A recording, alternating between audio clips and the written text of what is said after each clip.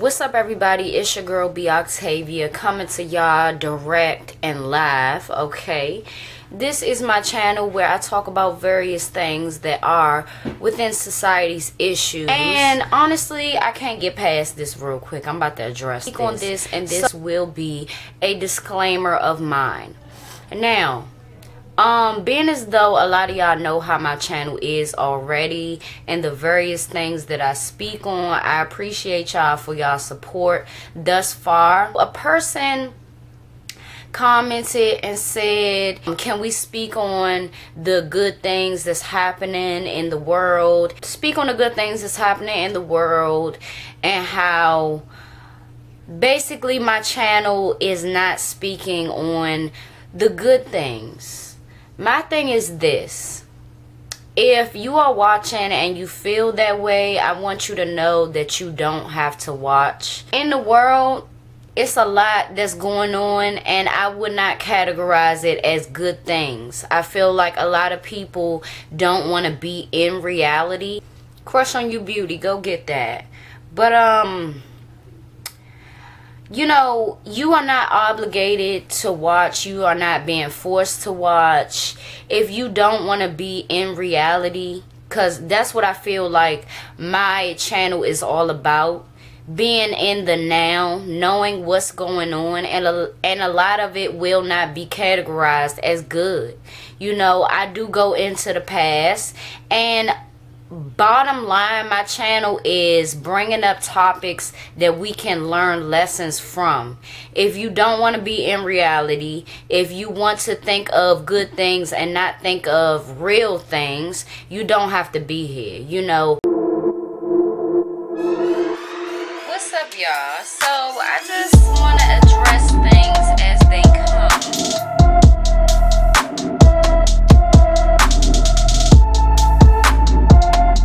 In today's video, we will be talking about the Wolfpack, okay?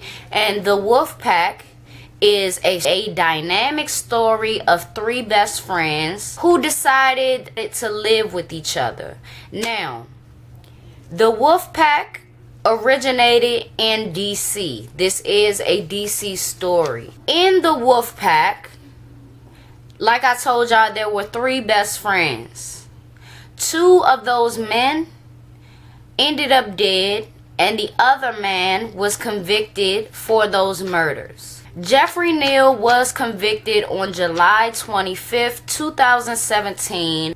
It's not allegedly no more, you know what I'm saying, because he has been convicted, but at the time, allegedly, he buried one of the bodies in the backyard of the home that all of them shared, and he hid the other body in the attic of that home. The victims, whose names are Delano Wingfield and Leon Young, were killed in 2014. Police believe that Wingfield was killed first, and then Mr. Young was killed 2 weeks after. And this home that they all shared was located in Northwest. What needs to be noted is that the suspect, Jeffrey Neal, his family owned the home that they were sharing, and his family was renting the place out for those three men.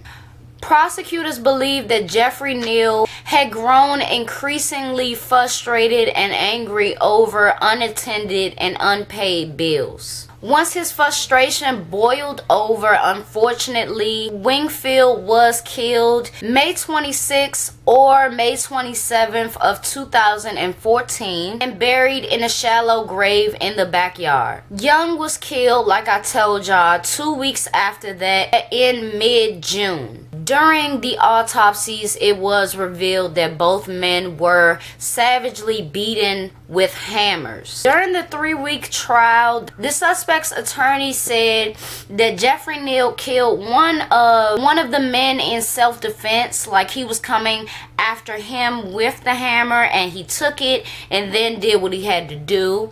And he also claimed that he had nothing to do with the other murder and that he was being framed for it. The defense, on the other hand, argued that Neal, Young, and Wingfield, all three men, were involved in a intense sexual relationship that a select few people knew about. But that select few people did not include Jeffrey Neal's mother. I remember seeing a TV special on this, on the Wolfpack, and I believe his mother made a appearance and was throughout this documentary, but she had a very jaded view, you know, because that is her son. But my thing is, you having a jaded view, I mean, it's like you got to take yourself out of being a parent to this person and look at it full spectrum, you know. And I don't think that she did that. So I really didn't even want to hear her. I wanted to hear somebody that actually knew of this intense sexual relationship that was occurring. The attorneys depicted how the relationships exploded violently, and they also argued that instead of the suspect, the murder suspect, killing Leon Young, they alleged that Young killed Wingfield in a jealous rage and then tried to kill Jeffrey Neal. And that would of course work in Jeffrey Neal's favor. However, the story really goes like, if it was a sexual relationship, the theory is this: all three men were in an open relationship with each other, but close to the murders, things started to switch in their dynamic. Leon Young and Delano Wingfield started to feel more for each other, and they started to push Jeffrey Neal away and wanted, you know, their love to flourish. That is what the documentary suggests, and it's very plausible. My thing is, if there was a sexual relationship, I'm not sure if anybody came forward as a witness to this. People probably thought about it, you know, during the time where they were all cool. They probably thought of it, but I'm not sure if anybody came out in court and said that, yes, I seen them interacting in a sexual way or in a flirtatious way towards each other. But I do want to say this. A lot of young men in DC are in fact like this, and 9 times out of 10 it is hidden to the highest degree because they don't want other people to judge them for that decision because it feels good to them. Now, so I'm going to say that it's very possible because a lot of young men are living that download lifestyle, and they only do things behind closed doors when there is no visitors, etc. What comes to mind with the unpaid bills and everything like that, I mean, my thing is this: it was never stated that Jeffrey Neal himself was doing everything that he could to provide and to pay his half. And if he was, okay, cool. But if you don't have any evidence to show that, then I think that the lover's quarrel that turned tragic is a better avenue to look at as a motive, you know, because a lot of times what I see is, especially in DC, friends, they want to live together. They want to, you know, live a life that we go to elementary together, we go to middle school together, we go to high school together, and then we feel like once we get out of that, we can live together and it'll be simple. It's not like that, you know. The bills might have been a hindrance, but I feel like the lovers' quarrel that turned tragic because those two wanted to be together, or they wanted to more so just push you out of it, that seems more plausible, and you wasn't gonna let that happen. Now, I feel like the court didn't really didn't really take that as a scenario wholeheartedly, because there was no true evidence to this. Witnesses did explain that the dynamics in the household, and how this house was a two-story house that they really used as a party spot, you know, video games, smoking marijuana. They rode their skateboards and discussed Japanese animation all day and night. So to me, it seems as though all three men were not working towards paying these bills. So that, I mean, that shows you right there that it has to be more to it, you know. But the stress of adulthood, juggling jobs and bills quickly overtook their lives of fun and leisure as they struggled to keep the utilities on and pay rent. So they weren't doing much work, but when they were doing work, it was never enough. And it says here that each agreed to pay as much as $500 a month in rent plus utilities. In June 2014, relatives doing work at the house noticed a bad smell and the bodies were found. The fourth roommate had moved out months earlier. Prosecutors called about 40 witnesses and showed nearly 40 exhibits, including graphic autopsy photos that several jurors turned away from. Neil often sat with a slight smile on his face, which is very disturbing, okay? And that's why I'm saying, like, the mother, when it comes to how your son acts in court and how he acts when being questioned, you shouldn't be trying to defend him at all, you know, because that smugness is deep within him, you know. He don't care.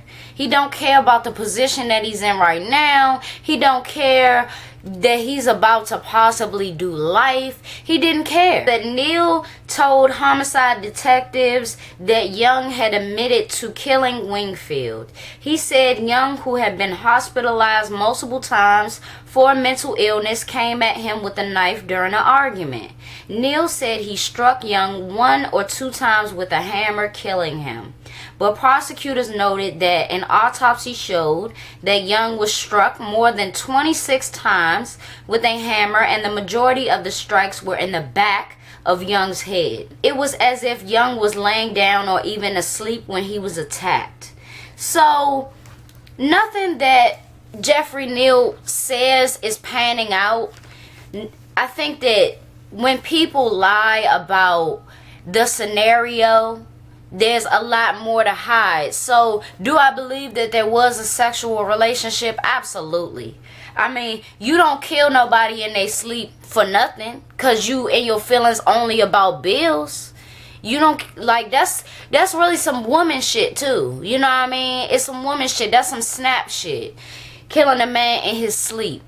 I think that he thought that that would work out because Young was admitted to the hospital multiple times for mental illness. Mr. Wingfield was also killed with multiple blows to the head with a hammer.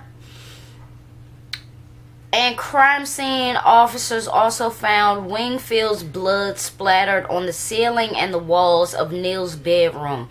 That's undisputable.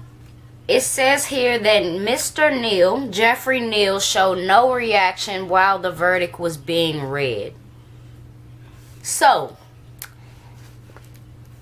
it was read that Jeffrey Neal was convicted and sentenced to 60 years to life in prison. Now, I mean, to me, that's a life sentence, but Lord knows, you know, if he hangs on until he's that old and he gets released or whatever. But I don't feel like he should even have hope to be released, because he was not taking accountability, full accountability for any of his actions. You know, he didn't cry wolf and say that it was mental illness for him, but he might have some stuff going on. You know what I mean? 60 years to life, you know, that could be considered a life sentence, but you need life on that, period. You don't kill somebody especially in a scenario when you are in your feelings, you know, I feel like things like that can be talked out. And if we gotta realize, like, just like family, close friends can be considered family. But realize this: if your friendships is getting toxic because they not holding up the end of their bargain as far as paying the bills, as far as paying their share, you know, and things are getting to that level, get the fuck away from them. You don't have to do this, because a lot of people think that they can lie to police and it work out for them. The police and ballistics and the investigators work very hard, you know, as far as analyzing the evidence. So don't ever think that you're smarter than them, you know. A crime scene is very dynamic, and there will be things that you will miss that they will find. Come on now. Including, I mean, it makes no sense. You hide a body in an attic and it decomposes. That smell alone, you know. I mean, he had to be in some type of altered mindset to do that, because it just doesn't make sense. The smell is going to go all over that home. It makes no sense. And it's so stupid that you would think somebody else had to do this, right? No. Nobody deserves to be beaten to death over unpaid bills, over unpaid rent. You know, y'all can all go to court. So it had to be something that was deeper. It had to be a deeper thing to this. And do I believe that there was a sexual relationship? Yes, I do. It happens a lot in DC, whether it be 3 girls or whether it be 3 guys. Now, I'm not saying that the girls gonna kill each other, you know what I mean? They're not gonna do all that, but it'll happen, you know, if things get to a certain point. If conversations are not being had, that means that y'all not real friends. Close friends is like family. If y'all can't come to each other with y'all frustrations about each other, what's the point of y'all living together? What's the point? And you gotta really feel and see this shit coming, because they had multiple fights. Multiple fights that led up to these murders. They should have really got away from each other, you know, but that is all they knew. Living with each other and being around each other is all they knew. Y'all gotta get comfortable with being by yourselves. Y'all got to. Men and women got to. It's a many people that went to high school with me and they still hang around each other. I don't have time for that shit. I'm trying to grow, you know. I don't have time. And then you start to realize, damn, we didn't grow up the same. So you lazy, I'm not. You know, you want to sit down and smoke marijuana all day, or you want to play video games and talk about the same shit all day. I don't. Y'all start to realize how different y'all are, instead of thinking about how y'all came together because y'all had so much in common. Things break down, and this is a prime example of that. If you thinking about moving in with your friends, don't do it, especially if it's more than one person. And 9 times out of 10, even if it's 2 of y'all, the same scenario can happen. So we got to be mindful of who we get close to, who we stay close to, and who we move in with. Period. It's your girl, B. Octavia. Thank you for watching. Thank you for tuning in to yet another video, and I will see y'all in my next one.